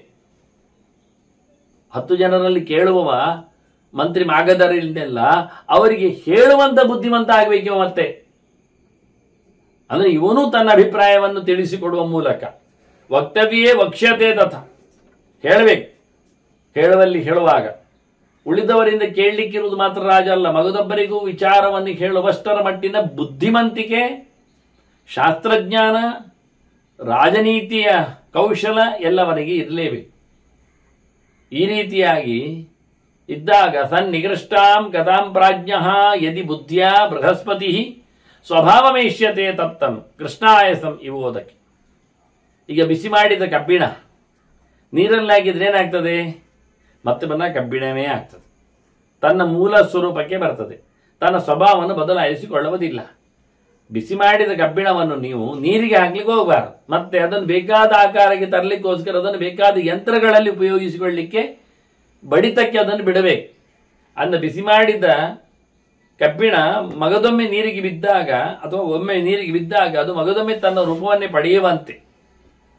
ನಿಜವಾಗಿ ಬುದ್ಧಿಮಂತಿಕೆಯಲ್ಲಿ ಬೃಹಸ್ಪತಿಯಾಗಿ ತಾನಿದ್ದರೂ ಸಹ ರಾಜ ಹೇಳುವಾಗ ಬಹಳ ಟುಸ್ಸೆಂದು, ಏನು ಉಪಯೋಗ ಇಲ್ಲದ ವ್ಯರ್ಥವಾದ ಅತ್ಯಂತ ಕಡಿಮೆ ಮಟ್ಟಿನ ಮಾತುಗಳನ್ನು ಹೇಳಿಕೊಂಡರೆ ಇದವನ ಸಹಜವಾದ ನಿಲುಮೆ ಸ್ವಭಾವ ಅಂತ ಅರ್ಥ ಆಗ್ತದೆ. ಹಾಗಾಗಿ ಮತ್ತೆ ಅವನನ್ನು ಜನ ಗುರುತಿಸ್ತಾರೆ. ಇದರಿಂದಾಗಿ ಅವನೇನ್ ಮಾಡಬೇಕು? ಯಾವತ್ತೂ ಸಹ ಮಾತಿನಲ್ಲಿಯೂ ಬುದ್ಧಿಮಂತರ ಮಾತು, ಏನು ವಿನೋದ ಕಥೆಗಳು, ಗೋಷ್ಠಿ ಪ್ರಲಾಪಗಳು, ಹೆಚ್ಚು ಮಾತುಗಳು ಇವೆಲ್ಲ ಬಾರದಂತೆ ಇರಬೇಕು. ಅನುಯುಂಜೀತ ಕೃತ್ಯಾನಿ ಸರ್ವಾಣ್ಯೇವ ಮಹೀಪತಿ ಆಗಮೈ ಉಪದಿಷ್ಟಾನಿ ಸ್ವಸ್ಯ ಚೈವ ಪರಸ್ಯ ಚ. ಮಾಡಬೇಕಾದ ಕೆಲಸಗಳನ್ನು ತಾನೂ ಲೆಕ್ಕಾಚಾರ ಮಾಡಬೇಕು, ತಲೆ ಖರ್ಚು ಮಾಡಬೇಕು. ತನ್ನ ಪರಿಷತ್ತುಗಳಲ್ಲಿಯೂ ಸಹ ಅದರ ಬಗ್ಗೆ ಎಚ್ಚರವನ್ನು ಕೊಡಲಿಕ್ಕೆ, ಮಾತನ್ನು ಹೇಳಲಿಕ್ಕೆ ಇಷ್ಟಪಡಬೇಕು, ಕೇಳಲಿಕ್ಕೆ. ಇಷ್ಟಾಗಿಯೂ ತನ್ನದೇ ಅಲ್ಲದೆ ಪರರ ತನಗೆ ನಿಯೋಜನೆ ಒಳಪಟ್ಟಿರತಕ್ಕಂಥ ಮಂತ್ರಿ ಮಾಗಧರಷ್ಟೇ ಅಲ್ಲದೆ ಶಾಸ್ತ್ರದಲ್ಲಿ ಅದನ್ನು ಹೇಳಿದ್ದನ್ನು ಹುಡುಕಬೇಕು. ಆಗಮೇ ಉಪದಿಷ್ಟಾನಿ, ಶಾಸ್ತ್ರಗಳು ಹೇಳಿದೆವೆಯೋ ಅದನ್ನು ನಡೆಸಿಕೊಡು ಅಂತ. ಇದು ಮುಖ್ಯ. ಯಾವುದೇ ಕೆಲಸಗಳಾಗಲಿ ಅದನ್ನು ನಡೆಸಬೇಕಾದ್ರೆ ಅನುಯುಂಜಿತ ಕೃತ್ಯಾನಿ ಸರ್ವಾಣಿ, ಅದು ಸಾಧ್ಯಭೂತವಾದ ಪ್ರಾಮಾಣಿಕವಾದ ಕೆಲಸಗಳೆಲ್ಲವನ್ನೂ ಅದನ್ನು ನಡೆಸಿಕೊಡಬೇಕು. ಅದಕ್ಕೆಲ್ಲದಕ್ಕೂ ಶಾಸ್ತ್ರದ ಬೆಂಬಲ ಇರಬೇಕು, ತನಗೆ ಇಷ್ಟ ಆಗಿರಬೇಕು, ತನ್ನ ಮಂತ್ರಿಮಂಡಲದಲ್ಲಿ ಅದು ಪಾಸ್ ಆಗಿರಬೇಕು. ಯಾಕೆ ಕೇಳಿದರೆ ರಾಜ ತನಗಿಷ್ಟ ಆಗುವುದನ್ನು ಸ್ವಾರ್ಥದಲ್ಲಿ ಅಂತ ಹೇಳಬಹುದು. ಪರರಿಗೆ ಇಷ್ಟ ಆಯ್ತು ಹೇಳಿದ್ರೆ ಅವರ ಸ್ವಾರ್ಥ ಎಣಕಬಹುದು. ಅದನ್ನ ಶಾಸ್ತ್ರನಿಷ್ಠ ಆಗಿದೆ ಎನ್ನುವುದು ಗೊತ್ತಾಗಬೇಕು. ಅಲ್ಲ, ಶಾಸ್ತ್ರನಿಷ್ಠ ಆಯ್ತು ಮಾಡುವ ಅಂದ್ರೆ ಅದು ರಾಜರಿಗೆ ಇಂಪ್ಲಿಮೆಂಟ್ ಮಾಡ್ಲಿಕ್ಕೆ ಆಗ್ತಾ ಇಲ್ಲ, ಆದ್ರೆ ರಾಜ ಪರಿವಾರದವರದನ್ನು ಮಾಡಲಿಕ್ಕೆ ಬಿಡುವುದಿಲ್ಲ ಅಂತ ಹೇಳಿಕೊಂಡ್ರೆ ಅದರಿಂದ ಮಾಡುವವರು ರಾಜ ಪರಿವಾರದವರು, ಮಾಡಬೇಕು ಅಂತ ಆಜ್ಞೆ ಮಾಡುವವ ರಾಜ, ಅದು ಮಾಡಲಿಕ್ಕೆ ಉಂಟು ಅಂತ ಹೇಳುವುದು ಶಾಸ್ತ್ರ. ಹೀಗೆ 3 ಮುಖಗಳಲ್ಲಿಯೂ ಮಾಡುವ ಕೆಲಸಗಳ ಬಗ್ಗೆ ನಮಗೆ ಬೆಂಬಲ ಬೇಕು ಅಂತ ಭೀಷ್ಮ ರಾಜಕರ್ಮದ ಬಗ್ಗೆ ಹೆಚ್ಚು ಅಡ್ರೆಸ್ ಮಾಡ್ತಾನೆ ಒಂದು ದೃಷ್ಟಿಯಿಂದ. ಮತ್ತು ಇವರೆಲ್ಲ ಇದ್ದಾರಲ್ಲ, ಹೇಳಿಕೊಟ್ಟವರು ಬಂದವರೆಲ್ಲ ಕೇಳಿದ್ರೆ ಅವರ ಮೇಲೆಯೂ ಅವನ ಅಭಿಪ್ರಾಯ ಒಳ್ಳೆದಿರಬೇಕು. ಎಂಥವರನ್ನೆಲ್ಲ ಮಾಡಿರಬೇಕು ಒಟ್ಟು ಸೇರುವಾಗ? ಮೃದುಶೀಲಂ ತಥಾ ಪ್ರಾಜ್ಞಂ ಶೂರಂ ಅರ್ಥ ವಿಶಾರದಂ ಸ್ವಕರ್ಮಾಣಿ ನಿಯೋಜಿತ ಯಜಾನ್ಯೇಚ ಬಲಾಧಿಕ. ತನಗೆ ಬೇಕಾದ ಕೆಲಸಗಳಲ್ಲಿ ಎಂಥವರನ್ನು ನಿಯೋಜಿಸಿ ಮಾಡಬೇಕು ಅಂದರೆ ಅದರಲ್ಲಿಯೂ ಬಹಳ ಖಾಸಗಿಯಾದ ಕೆಲಸಗಳಲ್ಲಿ, ಟ್ರೂ ಪರ್ಸನಲ್ ಹೇಳಿದ ಹಾಗೆ ಅಂತ ರಾಜ ತನ್ನ ಸುಪರದಿಯ, ತನ್ನ ಹತ್ತಿರದ ತನ್ನ ಕೆಲಸಗಳಿಗಾಗುವಾಗ ಆದಷ್ಟು ಕ್ರೂರನಲ್ಲದ ಸ್ವಭಾವದವನನ್ನು ಆಯ್ಕೆ ಮಾಡಬೇಕು, ಸಾಫ್ಟ್. ಹಾಗೆ ಒಳ್ಳೆ ಬುದ್ಧಿವಂತನನ್ನು, ತಿಳಿದವನನ್ನು, ದೇವರ ಎಚ್ಚರವುಳ್ಳವನನ್ನು ಪಡಿಬೇಕು, ಶಾಸ್ತ್ರವನ್ನು ಅರಿತವರನ್ನು. ಒಳ್ಳೆ ಶೂರನನ್ನು ಮತ್ತೆ ದುಡ್ಡಿನ ಮೇಲೆ ಭರವಸೆ ಇರುವವರನ್ನು, ಹೇಗೆ ರಾಜ್ಯವನ್ನು ದುಡ್ಡಿನಲ್ಲಿ ನಡೆಸಿಕೊಡ್ಬೇಕೆನ್ನತಕ್ಕಂಥ ಅರ್ಥಶಾಸ್ತ್ರವನ್ನು ಅರಿತವನನ್ನು, ಕೇವಲ ಶಾಸ್ತ್ರ ಮಾತ್ರ ಅಲ್ಲ ವ್ಯವಹಾರವನ್ನು, ಲೌಕಿಕವನ್ನು ಅರಿತವನನ್ನು ರಾಜ ತನ್ನ ಕೆಲಸಗಳಲ್ಲಿಡಬೇಕು. ಇಲ್ಲಿ ರಾಜನಿಗೆ ಕಾಣ್ತದೆ, ಅವರು ಹೇಳ್ತಾರೆ ಏಚಾನ್ಯೇಚ ಬಲಾಧಿಕ, ಇನ್ನು ಬಲಿಷ್ಠರು ಹೆಚ್ಚಿನವರಿದ್ರೆ ಆದೀತು, ಅಂತವರನ್ನು ಇಡುವುದರಲ್ಲಿ ತಪ್ಪಿಲ್ಲ, ಬೇಕು ನಮಗೆ ಅಂತ. ಇವರನ್ನೆಲ್ಲ ರಾಜ ಚೆನ್ನಾಗಿ ನೋಡಿಕೊಳ್ಳಬೇಕು. ರಾಜನಿಗೆ ಕಾಣದ ದೂರದಲ್ಲಿರುವ ಗೊತ್ತಿಲ್ಲದ ಕೆಲಸಗಳನ್ನಂದ್ರೆ ಅಪ್ಯದೃಷ್ಟಾನಿ ಯುಕ್ತಾನಿ, ಕಾಣದೇ ಇದ್ದ ಕೆಲಸಗಳನ್ನು ಯುಕ್ತಿಯಿಂದ ಗಮನಿಸಲಿಕ್ಕೆ ಬರ್ತದೆ. ಕಾರಣಗಳನ್ನು ಊಹಿಸಿಕೊಂಡು ಕೆಲಸ ಮಾಡಲಿಕ್ಕೆ ಆಗ್ತದೆ. ಬಹಳ ಜೋರಾದಂತಹ ಮಳೆಗಳು ದೂರದಲ್ಲಿ ಬಂದಾಗಲೂ ರಾಜನಿಗೆ ತನ್ನ ಬೊಕ್ಕಸದಿಂದ ಅವರಿಗೆ ಸಹಾಯವನ್ನು ಮಾಡಲಿಕ್ಕೆ ಇರಬೇಕು ಅನ್ನುವ ಎಚ್ಚರ ಇರುವ ಹಾಗೆ ಅಪ್ಯದೃಷ್ಟಾನಿ ಯುಕ್ತಾನಿ, ಕಾಣುವುದಿಲ್ಲ ಆದರೆ ಯೋಗ್ಯವಾದ ಕಾರಣಗಳಿಂದ ಗೊತ್ತಾಗಿದೆ. ಇಂತಹ ಸಂದರ್ಭದಲ್ಲಿ ತನಗೆ ಬೇಕಾದಂತಹ ವ್ಯಕ್ತಿಗಳನ್ನು ಇಟ್ಟುಕೊಂಡವ ಸ್ವಾನುರೂಪೇಶು ಕರ್ಮಸು, ತನಗೆ ಅನುಕೂಲವಾಗಿರತಕ್ಕಂಥ ಕೆಲಸಗಳಲ್ಲಿ ಸರ್ವಾನ್ ಸಮನ್ವರ್ತೇತ ಸ್ವರಾನ್ ತಂತ್ರೀರಿವಾಹತ ಇವಾಯತಃ ಅಂತ. ಈಗ ತಂತಿವಾದ್ಯದಲ್ಲಿ ತಂತಿಗಳನ್ನು ಸರಿಗೆಗಳನ್ನು ಮೀಟಿದಾಗ ಅಲ್ಲಾಡಿಸಿದಾಗ ಅವುಗಳು ಸ್ವರಗಳನ್ನು ಹೊರಡಿಸ್ತವೆ. ಅದಕ್ಕೆ ಅನುಗುಣವಾದ ಸ್ವರಗಳು ಹೊರಗೆ ಬರ್ತವೆ, ಅದು ಹುಟ್ಟಿಸ್ತದೆ. ಹಾಗೆಯೇ ತಂತಿಗಳು ಸ್ವರಗಳನ್ನು ಹುಟ್ಟುವಂತೆ, ಸ್ವರಗಳನ್ನು ಬಿತ್ತರಿಸುವಂತೆ, ಸ್ವರಗಳನ್ನು ಪಸರಿಸುವಂತೆ ರಾಜ ತನಗೆ ಬೇಕಾದವರನ್ನು ತಾನು ನೆಲೆಗೊಂಡಿಸಿದವರನ್ನು ತಾನು ಅನುಸರಿಸಬೇಕವರನ್ನು. ಅವರದ್ದೇ ದಾರಿ ಬೇರೆ, ತನ್ನದೇ ದಾರಿ ಬೇರೆ ಅಲ್ಲ. ಅವರಿಗೆ ತಾನು ಹೇಳಿಕೊಟ್ಟಂತೆ ಅವರು ನಡೆಸಿಕೊಡುವುದರಲ್ಲಿ ತನ್ನದು ವಿಶೇಷವಾದಂತಹ ಪಾಲುದಾರಿಕೆ, ಎಚ್ಚರ, ಗಮನಿಸಿಕೆ ಎಲ್ಲ ಇರಬೇಕು. ರಾಜ ತಾನು ಸಹ ಅಲ್ಲಿ ಪ್ರೆಸೆಂಟ್ ಆಗಲಿಕ್ಕೆ ಉಂಟು, ತಿಳ್ಕೊಳ್ಳಿಕ್ಕೆ ಉಂಟು ಅಂತಾರೆ. ಹಾಗಾಗಿ ಬಹಳ ಚಂದವಾಗಿ ರಾಜ ನಡೆಸಿಕೊಳ್ಳಿಕೊಂಡು ಕೆಲಸಗಳನ್ನು, ಈ ಎಲ್ಲ ಕೆಲಸಗಳು ಮುಖ್ಯವಾದ ಆಧಾರಿಯಲ್ಲಿ ಕೇಳಿದ ಧರ್ಮಾಣಾಂ ಅವಿರೋಧೇನ ಸರ್ವೇಶಾಂ ಪ್ರಿಯಮಾಚರೆ. ಎಲ್ಲ ಕೆಲಸಗಳು ಧರ್ಮನಿಷ್ಠ ಆಗಿರಬೇಕು, ಧರ್ಮಕ್ಕೆ ವಿರೋಧ ಆಗಲಿಕ್ಕಿಲ್ಲ.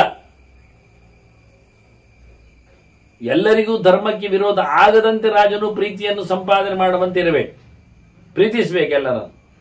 ಧರ್ಮಕ್ಕೆ ವಿರೋಧ ಅಲ್ಲದ ನೆಲೆಯಲ್ಲಿ ಕಳ್ಳರನ್ನು ಪ್ರೀತಿಸು ಅಂತ ಹೇಳ್ತಾನೆ, ಪ್ರಜೆಗಳೇ ಅಲ್ವಾ?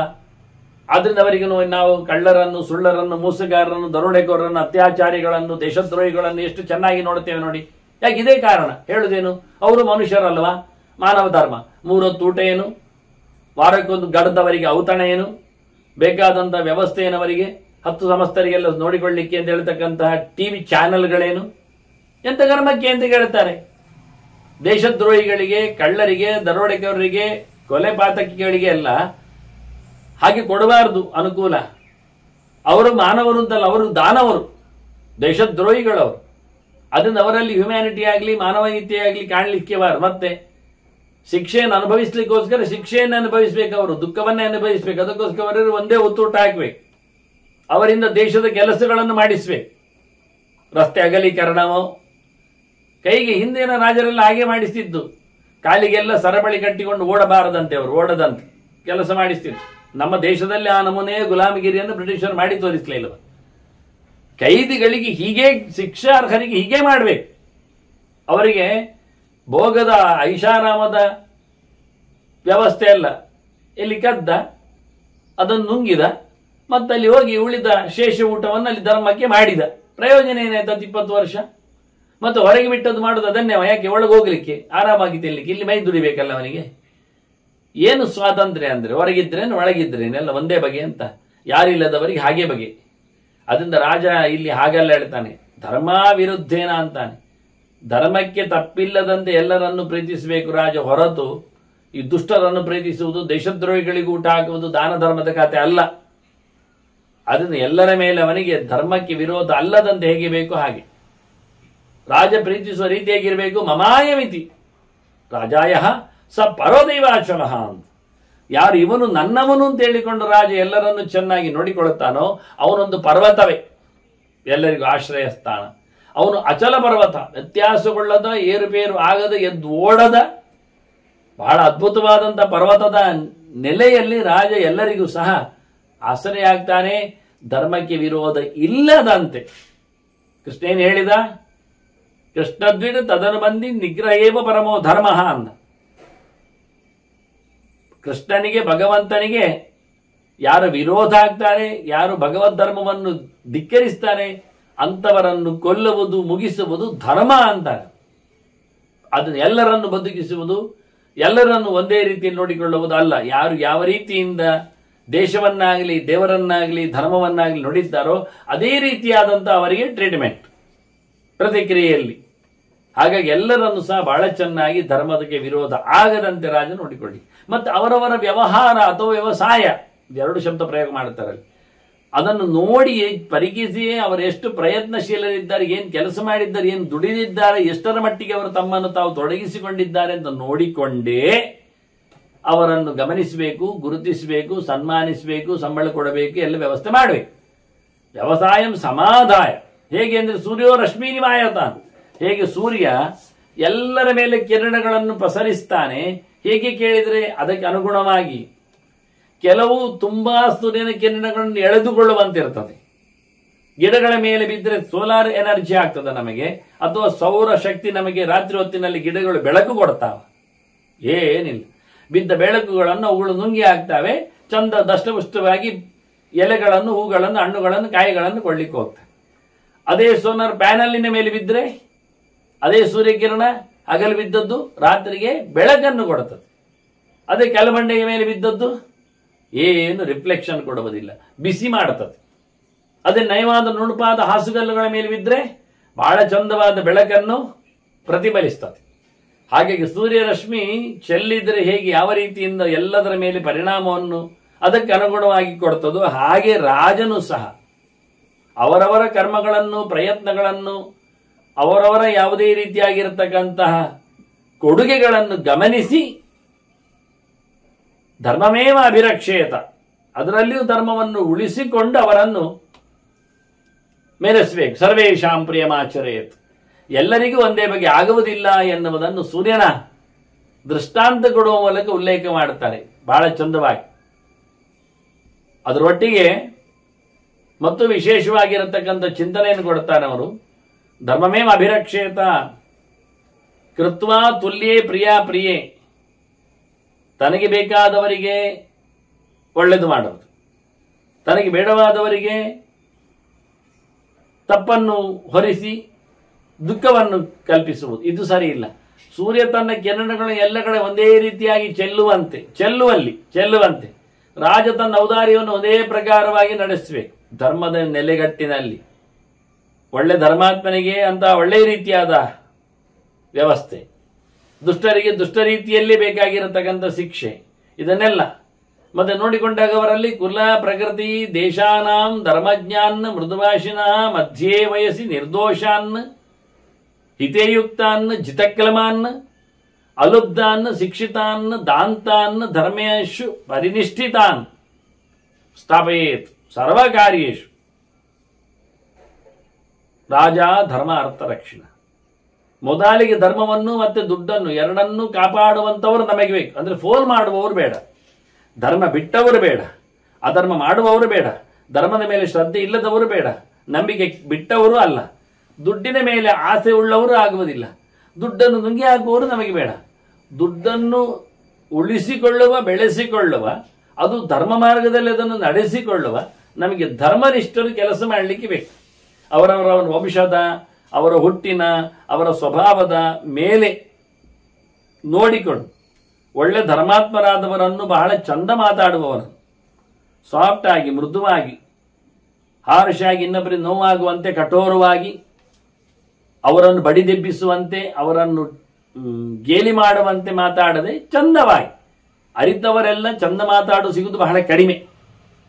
ಅರಿತವರಿಗೆ ಅರಿಯದವರ ಮೇಲೆ ಆಕ್ರೋಶ, ಸಿಟ್ಟು ಎಲ್ಲ ಇರ್ತದೆ. ಏನಾದ್ರೂ ಮಾಡಿ ಅವರಿಗೆ ತಿಳಿಸಿಕೊಡಬೇಕೆನ್ನತಕ್ಕಂಥ ಆವೇಗ ಇರ್ತದೆ. ಹೀಗಾಗಿ ಏನಯ್ಯ ನೀನು ದಡ್ಡ, ಏನು ಪ್ರಯೋಜನ ಇಲ್ಲ ಅಂತ ಹೇಳಿಕೊಂಡು ಅವರ ಮೇಲೆ ರೇಗಿಕೊಂಡೇ ಮಾತಾಡ್ತಾನೆ. ಇಂಥ ಹೊತ್ತಿನಲ್ಲಿ ದಡ್ಡನಿಗೆ ಅರ್ಥವಾಗುವುದಿಲ್ಲ ಹೇಳಿ ಎದ್ದು ಹೋಗ್ತಾನೆ. ಅದಾಗದಂತೆ ರಾಜ ಒಳ್ಳೆ ಧರ್ಮನಿಷ್ಠರನ್ನು, ಚಂದ ಮಾತಾಡುವವರನ್ನು, ವಿಷಯವನ್ನು ಹೇಳಬೇಕು, ಮೋಸ ಮಾಡಲಿಕ್ಕಿಲ್ಲ. ಮತ್ತೆ ಮಧ್ಯೆ ವಯಸ್ಸಿ ನಿರ್ದೋಷವನ್ನು, ನಡು ವಯಸ್ಸಿನಲ್ಲಿ ಕೂತು ಗಟ್ಟಿಮುಟ್ಟಾಗಿರುವವರನ್ನು, ಮುದುಕರನ್ನೆಲ್ಲ ಕೆಲಸದಲ್ಲಿ ತೊಡಗಿಸಿದ್ರೆ ಅವರಿಗೆ ಒಂದು ಜನವನ್ನು ಕೊಡಬೇಕಾಗ್ತದೆ. ಅವರು ಹೇಳ್ತಾನೆ, ಮತ್ತೆ ನನಗೆ ರಾಜ ಹೇಳಿದ್ದಾನೆ ಉದ್ಯಾನದಲ್ಲಿ ಹೋಗಿ ನೋಡಿ ಬಾ ಅಂತ, ನನಗೆ ಹೋಗ್ಲಿಕ್ಕೆ ಒಂದು ದಂಟೆ ಬೇಕಲ್ಲ ಅಂತಾನೆ. ಅದು ಯಾರಾದ್ರೂ ಒಬ್ಬ ಹುಡುಗನನ್ನು ಕಳಿಸಿ ಅಂತ ಹೇಳ್ತಾನೆ. ಇದು ಮತ್ತೆ ಅವನಿಗೆ ಇನ್ನೊಂದು ಜನ ಬೇಕಾಗ್ತದೆ. ಅದರಿಂದ ಅದು ಪ್ರಯೋಜನ ಆಗಲಿಲ್ಲ. ಆದ್ರಿಂದ ಯಂಗ್ ಆ್ಯಂಡ್ ಅಲರ್ಟ್ ಹೇಳಿದಾಗೆ ಯೂತ್, ಯುವ ಶಕ್ತಿ, ಗಟ್ಟಿ ವಯಸ್ಸಿನಲ್ಲಿ ಮಧ್ಯ ವಯಸ್ಸಿನಲ್ಲಿ ಇರತಕ್ಕಂತಹ ವ್ಯಕ್ತಿಗಳನ್ನು ಕೆಲಸದಲ್ಲಿ ತೊಡಗಿಸಬೇಕು. ಮತ್ತೆ ಹಿತೇ ಯುಕ್ತಾನ್, ಒಳ್ಳೆಯದರಲ್ಲಿ ತೊಡಗಿಸಿಕೊಳ್ಳಿಕ್ಕೆ ಸಾಮರ್ಥ್ಯ ಇರುವವರನ್ನು ಜಿತಕ್ಲಮಾನ್, ಆಯಾಸ ಪಡದವರ. ಇದೆಂದು ಗೊತ್ತುಂಟು, ಒಂದು 10 ಕೊಯ್ದಾಗಲೇ ಕೈ ನೋವು ಅಂತಾರೆ. ಒಂದು 20 ಕೊಡಪಾನ ನೀರು ತಂದಾಗಲೇ ನಾನು ಸೋತು ಹೋದೆ, ಸೊಂಟ ಬಗ್ಗಿತು ಅಂತಾರೆ. ಒಂದು 2 ಅನ್ನ ಅಗಳು ಬೇಯಿಸ್ಲಿಕ್ಕೆ ಹೊರಟಾಗಲೇ ಇನ್ನು ಬಿಸಿಯಲ್ಲಿ ಸಾಯ್ತೇನೆ ಅಂತಾರೆ. ಇಂಥವರನ್ನು ಯಾವ ಕೆಲಸಕ್ಕಾಗೋದು? ಅಡುಗೆಗೆ ನಾಲಾಯಕ್ಕು, ಅಂಗಳಕ್ಕೆ ಅಯೋಗ್ಯ, ಊಟಕ್ಕೆ ಯೋಗ್ಯ ಅಂತ ಹೇಳ್ಬೇಕು. ಮತ್ತೆ ಆದ್ರೂ ಕೆಲವೊಮ್ಮೆ ಊಟ ಮಾಡ್ಲಿಕ್ಕೆ ಅವರಿಗೆ ಆಗುವುದಿಲ್ಲ, ಇಷ್ಟೆಲ್ಲ ಆಗದವರಿಗೆ. ಅದರಿಂದ ಜಿತಕ್ಲಮಾನ್, ಆಯಾಸ ಪಡದವರು ಬೇಕು ನಮಗೆ. ಅಂದ್ರೆ ತಾವು ತಮ್ಮಷ್ಟೇ ಎನರ್ಜಿಯನ್ನು ಕ್ರಿಯೇಟ್ ಮಾಡಿಕೊಳ್ಳುವವರು ಬೇಕು. ಅದು ಹೇಗೆ ಅಂತ ನೀವು ಕೇಳಬಹುದು. ಕಾರ್ಯಾಂತರ ಎನ್ನುವುದು ಮನುಷ್ಯನ ಆಯಾಸವನ್ನು ಪರಿಹರಿಸಿದೆ ಎನ್ನುವುದು ದೊಡ್ಡ ಲಕ್ಷಣ, ದೊಡ್ಡ ಗುಣ. ಒಂದು ಕೆಲಸ ಮಾಡ್ತಾ ಇದ್ರೆ ಅವನಿಗೆ ಅದರಲ್ಲಿ ಸೋತ ಭಾವ ಒಂದೊಮ್ಮೆ ಬಂದ್ರೆ ಅದನ್ನು ಅಲ್ಲಿಯೇ ಬಿಡುವುದು, ಮತ್ತೊಂದು ಕೆಲಸ ಮಾಡುವುದು. ಅದು ಆಗ್ಲೇಬೇಕಲ್ಲ. ಹೇಗೂ ಅಷ್ಟೊತ್ತಿಗೆ ಏನಾಗುತ್ತೆ, ಅದರಲ್ಲಿ ನಮಗೆ ಸೋಲು ಕಾಣುತ್ತದೆ. ಅಷ್ಟೊತ್ತಿಗೆ ಬಿಟ್ಟ ಕೆಲಸ ಮುಂದುವರಿಸುವುದು. ಹೀಗೆ 4 ಕೆಲಸಗಳನ್ನು ಒಟ್ಟು ಮಾಡಿಕೊಂಡು, ಇದು ಊಟದ ಹೊತ್ತಿನಲ್ಲಿ ಮಾತ್ರ ಆಗುವುದಿಲ್ಲ. ಯಾಕೆಂದ್ರೆ ಊಟದ ಹೊತ್ತಿನ ಊಟ ಮಾಡಿ ಮತ್ತೆ ಹೇಳ್ಬೇಕಾಗುತ್ತೆ, ಪೂರ್ವ ಮುಗಿಸಿ ನಾನೊಂಚೂರು ಓದಿ ಬರ್ತೇನೆ ಅಂತ ಹೇಳಿ ಊಟದ ಹೊತ್ತಿನಲ್ಲಿ ಓದ್ಲಿಕ್ಕೆ ಹೋಗಿ ಮತ್ತೆ ಅವನ ಊಟ ಮುಂದುವರಿಸುವುದು ಅಂದ್ರೆ ಬೆಳಗಿನಿಂದ ಸಂಜೆವರೆಗೂ ಊಟ ಮಾಡಿ ಅವನತ್ತೆ ಅಂತವನು ಎಲ್ಲ ಕೆಲಸಗಳ ಮಧ್ಯೆಯಲ್ಲೇ ಮಾಡ್ತಾನವನು, ಆಗುವುದಿಲ್ಲ. ಅದಕ್ಕೆ ನಾನು ಹೇಳಿದೆ, ಕೆಲವು ವಿಷಯಗಳಲ್ಲಿ ಮಾತ್ರ ಇದು ಅರ್ಥ ಆಗುತ್ತೆ, ಎಲ್ಲಕ್ಕೂ ಅಲ್ಲ. ಹಾಗಾಗಿ ಇದು ನಾನು ಒಂದು ಟಿಪ್ಸ್ ಹೇಳಿತ್ತು. ಒಂದೊಮ್ಮೆ ನಮಗೆ ಮಾಡುವಾಗಲೂ ಹೌದು ಅನಿಸಿದ್ರೆ ಓದ್ತಾ ಇದ್ರೆ ಸೋತು ಹೋಗ್ತದೆ ಕಣ್ಣು ತಲೆಯು. ಆಗೇನ್ ಮಾಡುವ, ಸ್ವಲ್ಪ ಅಂಗಳಕ್ಕೆ ಹೋಗಿ ಗಿಡ ಗಂಟೆಗಳನ್ನು ಸರಿ ಮಾಡಲಿಕ್ಕೆ ಉಂಟ ನೋಡುವ. ಅದು ಬೇಕಲ್ಲ, ಆಗ್ತದಲ್ಲ. ಅವುಗಳ ಹತ್ರ ಮಾತಾಡ್ಲಿಕ್ಕೆ ಉಂಟು. ಅವುಗಳು ದಷ್ಟಪುಷ್ಟವಾಗಿ ನಮಗೆ ಬೇಕಾದಂತಹ ಪತ್ರೆ ಪುಷ್ಪೆ ಇವುಗಳನ್ನೆಲ್ಲ ಕೊಡಬೇಕು. ಅಲ್ಲಿ ಆಯಾಸ ಆದ ತಕ್ಷಣ ಬೆನ್ನು ಬಗ್ಗಿತು, ಕೈ ಸವರಿತು ಅಂದಾಗ ಮತ್ತೆ ಪುಸ್ತಕದ ಹತ್ತಿರ ಓಡಿ ಬರುವ, ಓದ್ಲಿಕ್ಕೆ ನಿಲ್ಲುವ, ಮನಸ್ಸನ್ನು ಕೆಲಸ ಮಾಡಲಿಕ್ಕೆ ನಿಲ್ಲುವ. ಹೀಗೆ ಬೇಕಾದಾಗೆ ಸೋಲದ ಗಟ್ಟಿ ವಯಸ್ಸಿನ ಯುವಕರನ್ನು ರಾಜ ಕೆಲಸದಲ್ಲಿ ತೊಡಗಿಸಬೇಕು. ಮತ್ತೆ ಲೋಭ ಮಾಡುವವರನ್ನಲ್ಲ. ಕೆಲಸದಲ್ಲಿಯೂ ಅವನು ಕಳ್ಳ, ದುಡ್ಡಿನಲ್ಲಿಯೂ ಅವನು ಚಿಪುಣ ಅಥವಾ ಆಸೆ ಬುರುಕ, ಇಂಥವರು ಬರಬಾರ್ದು. ಮತ್ತೆ ಇನ್ನು ಟ್ರೈನಿಂಗ್ ಪೀರಿಯಡ್ ಅಲ್ಲಿ ಇರುವವರು ಬೇಡವೇ ಬೇಡ. ಕೆಲವೇ ನನಗೆ ಗೊತ್ತಿಲ್ಲ, ನೀವು ಕೊಡಿ, ಮಾಡ್ತಾ ನೋಡ್ತೇನೆ. ನೋಡಿ, ಅಡುಗೆ ಗೊತ್ತಿಲ್ಲದವ ಅಡುಗೆ ಕೋಣೆ ಒಳಗೆ ಹೋದ್ರೆ ಮಾಡಿ ನೋಡ್ತೇನೆ ಹೇಳಿದ್ರೆ ಎಷ್ಟಾಗಬೇಕು ನಮಗೆ ತಮಾಷೆ. ನೋಡಿ, ಯಾವಾಗ ಅವನು ಪೂರ ಕಲಿಬಹುದು. ಆದ್ರಿಂದ ಚೆನ್ನಾಗಿ ಅದನ್ನು ಕಲಿತು ಬಂದವನಿಗೆ ನಾವು 100 ಜನರ ಅಡುಗೆಯನ್ನು ಕೊಡುವುದರಿಂದ ಅನುಕೂಲ ಆಗ್ತದೆ. ಅಂದ್ರೆ ಶಿಕ್ಷಿತರು ಬೇಕು, ಟ್ರೈನ್ಡ್ ಬೇಕೆನ್ನುವುದು ಸತ್ಯವೇ, ತಪ್ಪಲ್ಲ. ಅಲ್ಲ, ನೀವು ಕೊಡದೆ ಅವನಿಗೆ ಟ್ರೈನಿಂಗ್ ಎಲ್ಲಿ ಆಗುತ್ತೆ ನೀವು ಕೇಳ್ಬೋದು. ಅವನು ಅಸಿಸ್ಟೆಂಟ್ ಆಗಿ ಹೋಗಿ ಕಲಿತು ಬರಬೇಕು.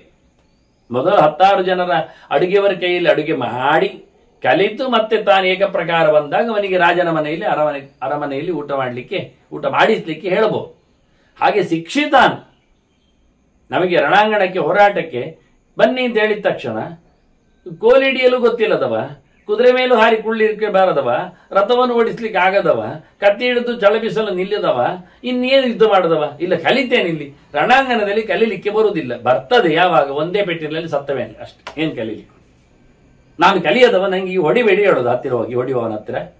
ಹೌದಾ, ಒಳ್ಳೇದು ಮಾಡ್ತಾನೆ ಅವನು, ಛೇಡಿಸಿ ಹೊಡಿತಾನೆ. ಮತ್ತೆ ಹೀಗಾಗಿ ಬೇರೆ ಕಡೆಯಲ್ಲಿ ಅವನು ಕಲಿತು ಇಲ್ಲಿ ಬರಬೇಕೆನ್ನುವುದು ಸತ್ಯ. ಮತ್ತೆ ತಾನ್ ನಿಗ್ರಹವಂತರಾಗಬೇಕು, ಪ್ರಲೋಭನೆಗಳ ಸಿಕ್ಕಿಬೀಳುವವರಾಗಬಾರ್ದು. ತಮ್ಮನ್ನು ತಾವು ನೋಡಿಕೊಳ್ಳಿಕ್ಕೆ ಸಮರ್ಥರಿರಬೇಕು. ಧರ್ಮೇಶು ಪರಿನಿಷ್ಠಿತ. ಮುಖ್ಯವಾಗಿ ಅವರಿಗೆ ಎಲ್ಲ ಧರ್ಮಗಳು ಗೊತ್ತಿವೆ. ಎಲ್ಲ ಧರ್ಮಗಳಲ್ಲಿ ಆಸ್ಥೆ ಇರಬೇಕು ಅವರಿಗೆ. ಮಾನವ ಧರ್ಮ ಆಗಲಿ, ದೇಶ ಧರ್ಮ ಆಗಲಿ, ದೇವಧರ್ಮ ಆಗಲಿ, ನಿತ್ಯ ಧರ್ಮ ಆಗಲಿ, ಕಾಮ್ಯ ಧರ್ಮ ಆಗಲಿ, ಈ ಎಲ್ಲ ಧರ್ಮಗಳ ಬಗ್ಗೆ ಧರ್ಮೇಶು ಒಂದು ಬಹುವಚನ ಆಗಿತ್ತು. ಪರಧರ್ಮ, ಸ್ವೀಯ ಧರ್ಮ, ಆತುರ ಧರ್ಮ, ಇದನ್ನೆಲ್ಲ ಆಪದ್ಧರ್ಮ, ಇವನ್ನೆಲ್ಲ ಅರಿತವನಾಗಬೇಕು. ಧರ್ಮಗಳು ಬಹಳ ಬಗೆಯಿಂದ ಇರುವುದನ್ನು ಗೊತ್ತು ಮಾಡಿಸಿಕೊಳ್ಳದಿದ್ದರೆ ಇನ್ನೊಬ್ಬರ ಧರ್ಮ ನಮಗೆ ಕೆಲವೊಮ್ಮೆ ಆಪ್ತವಾಗಿ ಬಿಡ್ತದೆ. ಅದನ್ನು ನಡೆಸಲು ಓಡಿ ಹೋಗ್ತೇವೆ, ಅದು ಅಕರ್ಮ ಆಗಿರುತ್ತದೆ. ಇನ್ನು ಕೆಲವೊಮ್ಮೆ ವೇದ ವಿರುದ್ಧ ಕೆಲಸಗಳಿಗೆ ನಾವು ತೊಡಗ್ತೇವೆ, ಏನಪ್ಪ ಇಲ್ಲಲ್ಲ ಅಂತ, ಅದು ವಿಕರ್ಮ ಆಗ್ತದೆ. ಅದನ್ನ ಎಲ್ಲ ಧರ್ಮಗಳನ್ನು, ಎಲ್ಲ ಕರ್ಮಗಳನ್ನು ಚೆನ್ನಾಗಿ ಅರಿತು ಅದರ ಮೇಲೆ ಆಸ್ತಿ ಇದ್ದವನು ಅಂಥವರನ್ನು ಸ್ಥಾಪಯೇತ್ ಸರ್ವಕಾರ್ಯೇಷು ರಾಜ. ಧರ್ಮಾರ್ಥಕಾರಿಣ ಧರ್ಮಾರ್ಥ ರಕ್ಷಣ, ಧರ್ಮವನ್ನು ಅರ್ಥವನ್ನು ಕಾಪಾಡಿಕೊಳ್ಳತಕ್ಕಂಥ ಮಂದಿ ಭೃತ್ಯರು ರಾಜನಿಗೆ ಬೇಕು. ದುಡ್ಡು ಬೊಕ್ಕಸು ಬೆರಿಬೇಕು, ರಾಜಧರ್ಮವು ಪ್ರಜಾಪಾಲನೆಯೂ ಚೆನ್ನಾಗಿ ನಡಿಬೇಕು. ದುಡ್ಡೇ ಸರ್ವಸ್ವ ಅಲ್ಲ, ದೇಶವೇ ದೊಡ್ಡದು ಹೇಳಿ ದುಡ್ಡು ಇಲ್ಲದೆ ಆಗುವುದಿಲ್ಲ. ಹಾಗಾಗಿ ಅಂಥ ಒಳ್ಳೆಯದಾದ ಎರಡು ಅರ್ಥಗಳ ಬಗ್ಗೆ, ಪ್ರಯೋಜನಗಳ ಬಗ್ಗೆ ಗಮನ ಇರಿಸತಕ್ಕ ಜನರನ್ನು ರಾಜ ತನ್ನ ಕೆಲಸಗಳಲ್ಲಿ ತೊಡಗಿಸಿ ಬಿಡಬೇಕು. ಹೀಗೆಯೇ ಯತೇನೈವ ಪ್ರಕಾರೇಣ ಕೃತ್ಯಾನಾಂ ಆಗತಿಂ ಗತಿಂ ಯುಕ್ತಿಯ ಸಮನತಿಷ್ಠೇತ.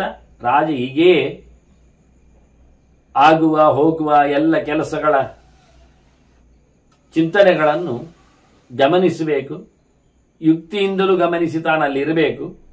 ಮತ್ತು ತುಷ್ಟ ಚಾರೈಹಿ ಉಪಸ್ಕೃತ, ಅವನಿಗೆ ಗೂಢಚಾರರು ಚೆನ್ನಾಗಿ ತಿಳಿಸಿಕೊಡಬೇಕು, ಅದರಿಂದ ಅವನಿಗೆ ತೃಪ್ತಿ ಇರಬೇಕು. ರಾಜ ಎಲ್ಲಿಯಾದರೂ ಅಸಂತುಷ್ಟನಾಗಿ ಬಿಟ್ಟರೆ, ಸರಿ ಇಲ್ಲ ಅಂತ ಆಗಿಬಿಟ್ರೆ ಅವನು ಏನನ್ನು ಬೇಕಾದ್ರೂ ಮಾಡಿಯಾನು. ಅದರ ಪ್ರತಿಯೊಂದು ವಿಷಯದಲ್ಲಿಯೂ ಅವನಲ್ಲಿ ಒಂದು ವಿಷಯ, ರಾಜನು ಸಹ ತುಷ್ಟಿಯನ್ನು ಪಡಿಬಾರದು. ಯಾವಾಗ ದೇಶದ ವ್ಯಾಪ್ತಿಯಲ್ಲಿ, ಆಕ್ರಮಣದಲ್ಲಿ, ಇಷ್ಟು ಸಾಕು ನನಗೆ, ಸಣ್ಣ ದೇಶ, ಸಣ್ಣ ಅರಮನೆ ಎಲ್ಲ, ಅಕ್ಕಪಕ್ಕದ ದೇಶಗಳು ನನ್ನ ಸುಪರ್ದಿಗೆ ಬರಲಿ ಅಂತಿರಬೇಕು ರಾಜನಿಗೆ. ಮತ್ತೆ ರಾಜನಿಗೆ ಭೋಗಗಳಲ್ಲಿ ಅಲ್ಲ, ಅಥವಾ ತನ್ನ ದೃಷ್ಟಿಗಳಲ್ಲಿ, ಕೆಲಸಗಳಲ್ಲಿ ಅಲ್ಲ, ಅವನಿಗೆ ತೃಪ್ತಿ ಇಲ್ಲ ಆಗಬಾರದು.